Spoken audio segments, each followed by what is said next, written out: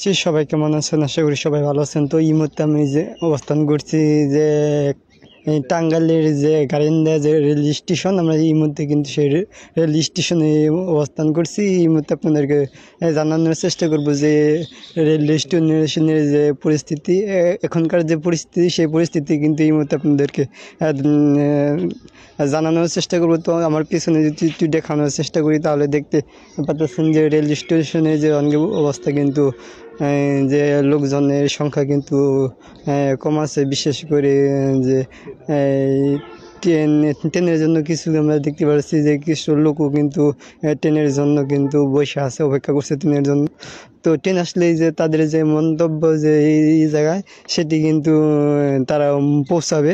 যদি আপনাদের যদি একটু ভালো করে দেখানোর চেষ্টা করি তাহলে দেখতে পাচ্ছেন যে এই জায়গায় কিন্তু যে লোকজন তারা কিন্তু যার যার বাড়িতে ফেরার জন্য কিন্তু বসে আছে এই জায়গায়। তো ট্রেন আসলেই কিন্তু তাদের যে মন্তব্য যে যে জায়গায়, সে জায়গায় কিন্তু চলে যাবে। তো এখনকার যদি কথা বলি তাহলে কিন্তু দেখতে পাচ্ছেন এখনকার কিন্তু লোকজন কম। দুপুরবেলা টাইমে দেখে লোকজন কিন্তু কম, বিকালের দিক দিয়ে হয়তো বা বেশি হতে পারে।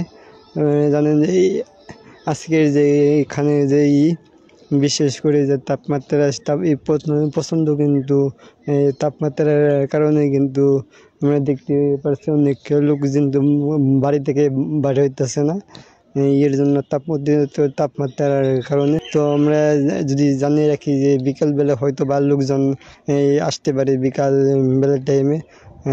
তো এই ছিল আমার কাছে যে গাইবান্ধার যে রেল স্টেশনের যে পরিস্থিতির খবর।